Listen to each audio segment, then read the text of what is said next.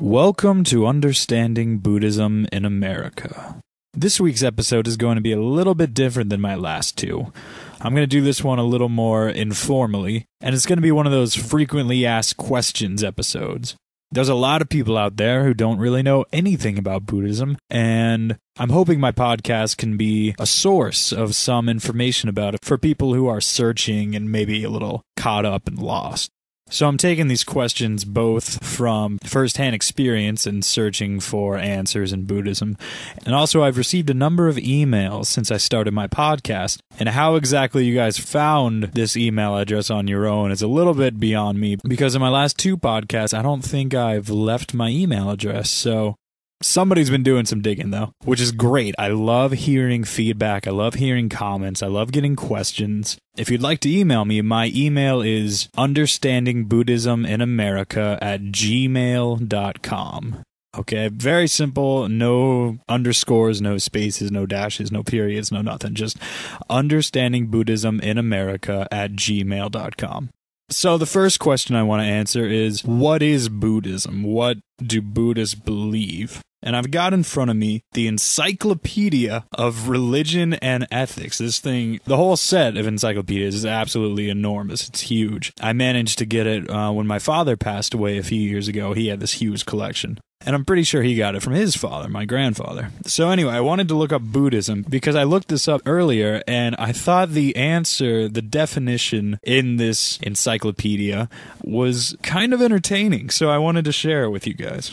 And what's entertaining about this is that this encyclopedia is absolutely huge. There's about 15 books. All of them have about 1,000 pages in them, incredibly small font, and there's just tons of information stored in them. But when you get to Buddhism, which I find this really hilarious and humbling, Buddhism has just like one tiny little paragraph. The entire life of Buddha is in here too, and that takes up a few pages. But the whole religion of Buddhism itself takes up just a measly little paragraph.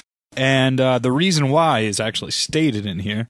It says, the character of Buddhism varies according to the country in which it prevails, so that a general sketch would be of very little value. That's the first line in the entry in the Encyclopedia of Religion and Ethics for Buddhism.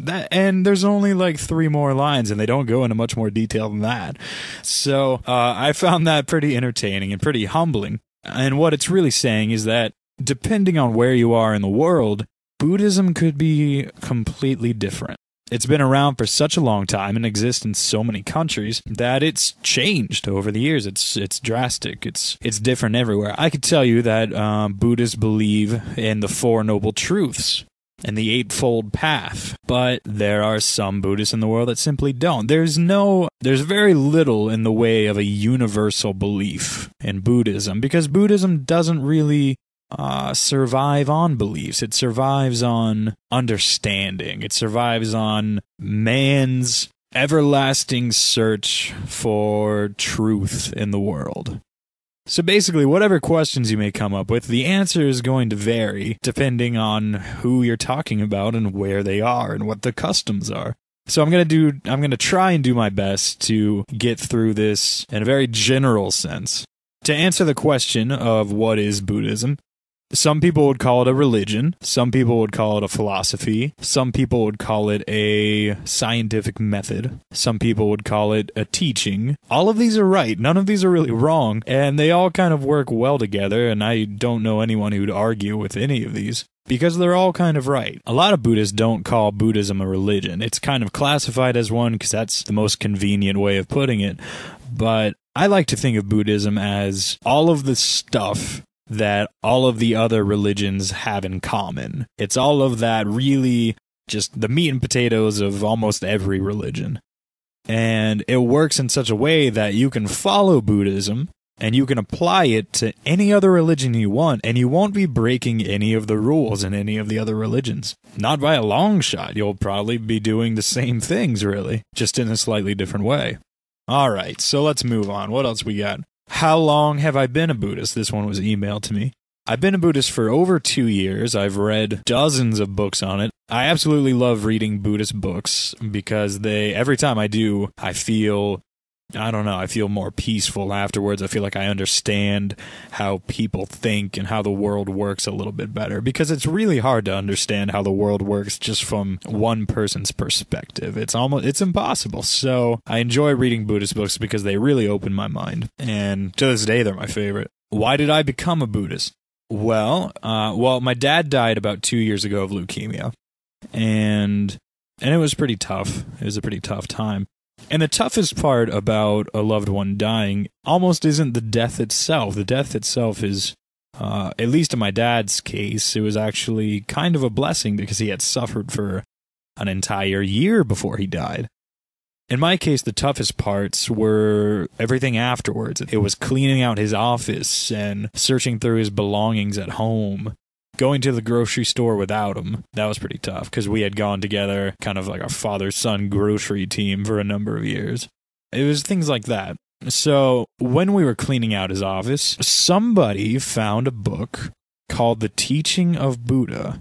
And I've currently lent the book to my friend, so I'm not sure who the author is off the top of my head, but it's a very small book. It's got a picture, I think, of a sunset on the front. You could find it online somewhere. But it was a wonderful book on Buddhism, and it was a very basic kind of, these are the teachings of Buddha. This was his story. It was very just basics. And there's a lot of Buddhist books that fall into this category. There's a lot of Buddhist books that involve the words Buddha and teaching on the cover, so if you ever search for one, you'll probably end up with something that works just as well. But I started reading it, and I really loved it. It spoke to me unlike anything else I ever had. And I had been raised a Christian, and I've read the Bible from cover to cover, and I do believe that the Bible has a lot of wonderful, important lessons within it. But it never really spoke to me. It never really consoled me in rough times. But when I read this book, and this isn't even like a religious text, really. It's just kind of the basics of Buddhism. Every single line spoke to me. It spoke to me, I think, because it was more focused on what we like to call the real world, what we like to call reality, instead of basing it on the afterlife and supernatural occurrences and history. It's more based on how the real world works, how it runs, how to make the best of it, how to make it better, that we can make it better, things like that. And I really enjoyed that. It was a breath of fresh air to me. Are all Buddhists vegetarians?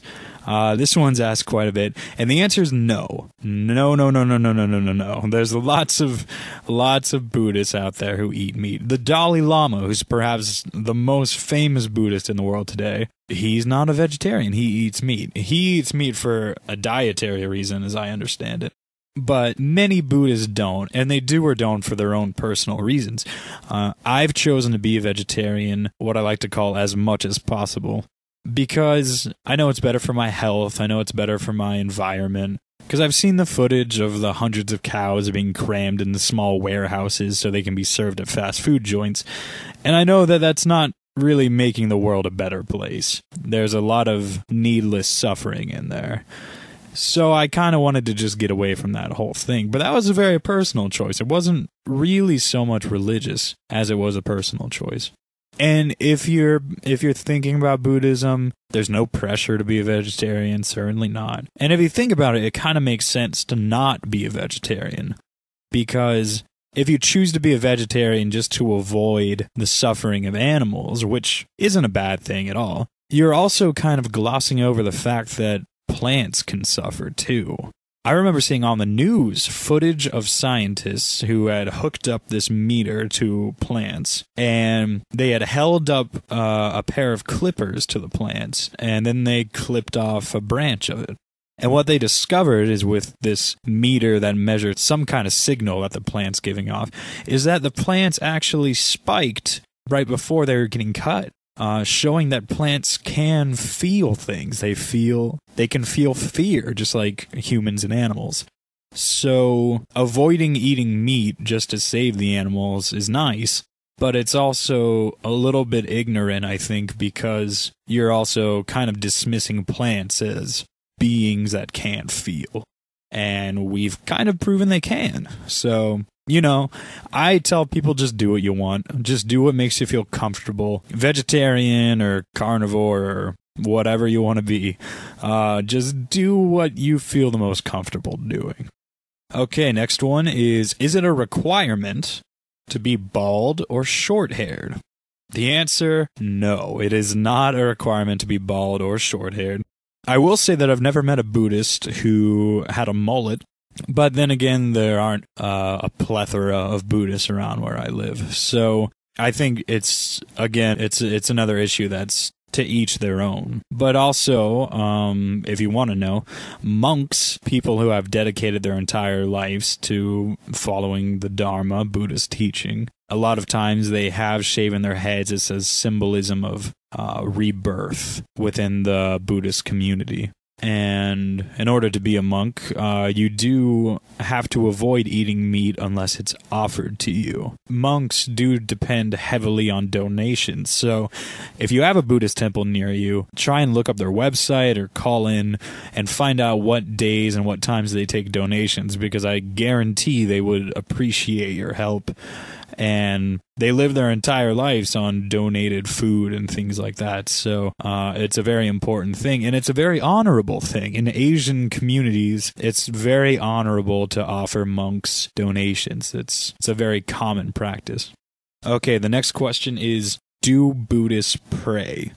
Again, the answer will not apply to everyone, so I will just say some Buddhists do, some Buddhists don't. A lot of Buddhists do believe in a god or a higher power, and a lot of Buddhists don't. There's actually a pretty famous story in Buddhism of someone coming up to the Buddha and essentially asking him, is there a god? And famously, Buddha did what he always did when he was asked a question that he didn't think the answer would really help out the world, and he just remained silent. So, there could be a god, there couldn't be a god, we could pray to them, we could not pray to them.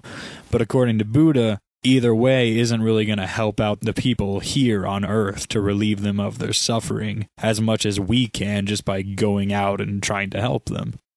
So some Buddhists do pray, some Buddhists don't. There are things called prayer flags. If you ever Googled in, I'm sure you'll get a lot of pretty pictures. And prayer flags are kind of unique. They're very thin cloth flags that hang from a rope or wire. And they have very universal prayers on them.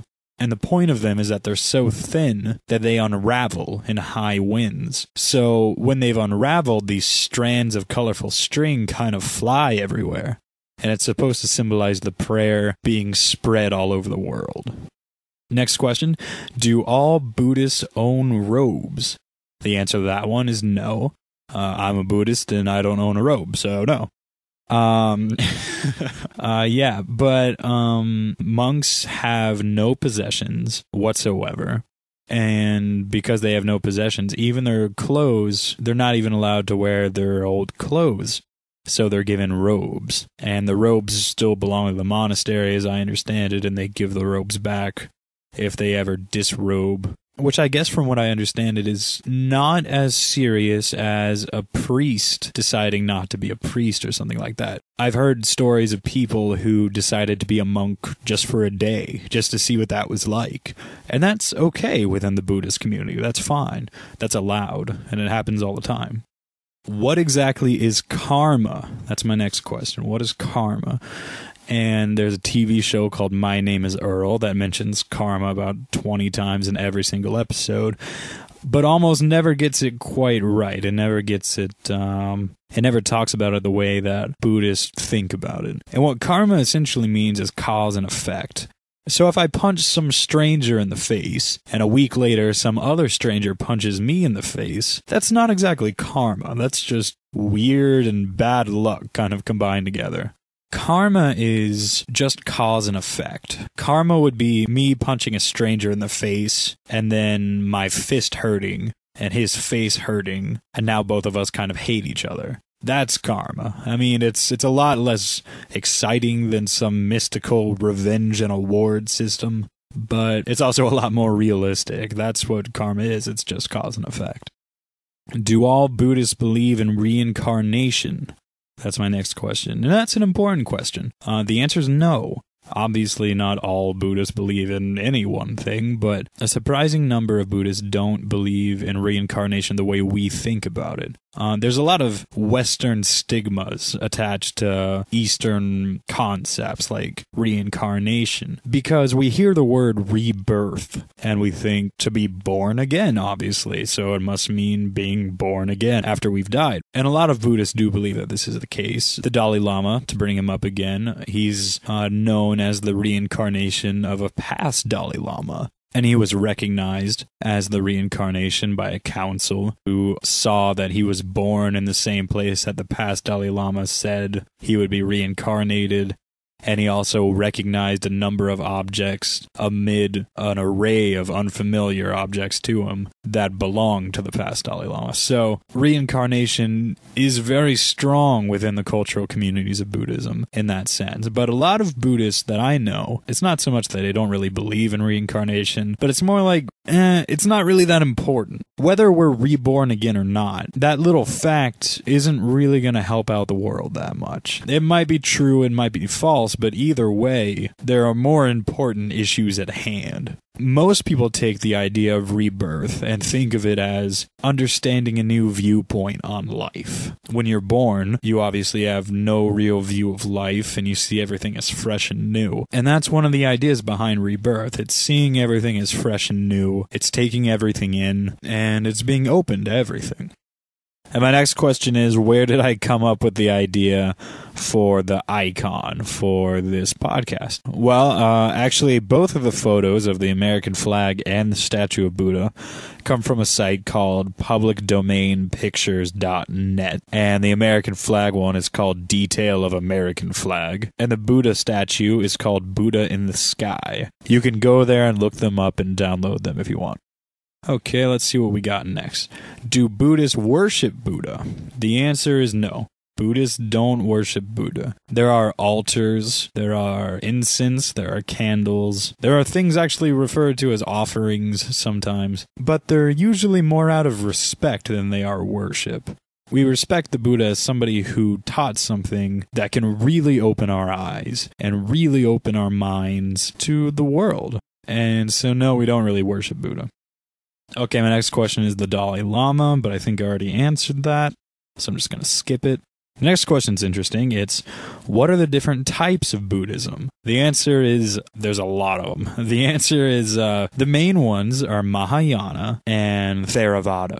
And some scholars are set with saying those are the only two types and everything exists underneath it. Some scholars include Vajrayana as another one. And then there's Tibetan Buddhism, there's Zen, there's Shambhala. There's a number of different kinds, really, and they all kind of fall under different categories. But what's interesting is that they all kind of have the same core teachings in there somewhere. And in some types, it's a little more obvious than others, but they all do kind of maintain the same values. And some Buddhists believe in order to progress in your Buddhist studies, you have to start with one and then go through the others, and like stepping stones almost, because there's something to learn from all of them. So I guess that's about the answer to that one. You know, I'm a big believer in the internet, so if you want to learn more about any of these things, all you have to do is type them into Google or Wikipedia or what have you, and you'll get a pretty good idea. The next question are, what are the main texts? This is a phenomenal question. This is the question that I asked myself 1,000 times when I started practicing Buddhism. And the reason why I asked myself so many times is because the answer is phenomenally difficult to find. There's no unified text that all Buddhists follow. There is none. So finding a good starting off book is a little bit more difficult than most religions. Interestingly enough, the main thing that comes to my mind is the Pali Canon. And that's basically an encyclopedic set of texts that contains all of the original Buddhist teachings. On a side note, it's kind of interesting that it's in Pali because that was the language of the commoners at the time, and Buddha really wanted his teachings to live on in the hearts of the commoners, as opposed to the royalty who wrote in Sanskrit. But later, of course, everything was translated to Sanskrit, and there's a whole lot of Buddhism in Sanskrit too. So I could say that the Pali Canon, I could say the Heart Sutra, the Lotus Sutra, the Dhammapada. There's really no right answer to this one. There's no main religious text. It's not like there's just a Bible somewhere, so it's not as easy to find the right text to start off on. Okay, and my last question is, do all Buddhists meditate? And the answer is no. I was actually reading a book called The Sound of Two Hands Clapping, and it's an account of a Westerner going to Tibet and going through the Buddhist schools and what he learned and things like that. And one of the interesting things he talks about is how not many people in Tibet even meditated. And Tibet's one of those places that's strongly associated with Buddhism. But according to the book, in Tibet there's pretty strong belief that meditation, there's not a whole lot of purpose for meditation, because meditation is seen as kind of the tool that leads to an enlightenment. But in a lot of Buddhist countries, they don't believe enlightenment can actually happen without another Buddha's help. So while a few people in Tibet go off into the mountains and such and just meditate for the rest of their lives trying to realize enlightenment, apparently most Tibetans in Buddhist schools think that that's not really worth the time and the effort because there are so many more important issues at hand. Buddhism was constructed in the first place to help relieve the suffering of the world. So going off to a cave or a mountain to meditate for years and years to try and be enlightened is viewed as not really that helpful to the world. So they prefer to focus on things that are. And that wraps up about all the questions I have. If you'd like to email me a question, email me at understandingbuddhisminamerica@gmail.com. Also, if you'd like me to give you a shout out, I will. If you'd like to leave a soundbite, I can play it during my podcast. Or if you'd like to leave a testimonial or an experience or something else like that, I can also work that into the program. So basically whatever you want. So just contact me. And thank you for tuning in to Understanding Buddhism in America. My next podcast is going to be a little more controversial because it's going to be around enlightenment. So I have that to look forward to making in the next couple days without stepping on too many toes. I'd like to say thank you to all my recent subscribers. I love you all. You're awesome. Also, thank you to everyone who emailed me these questions. Continue sending more, please. I love them. And I plan on doing this podcast for a long time. So tell your friends, subscribe if you haven't, and I'll see you next episode.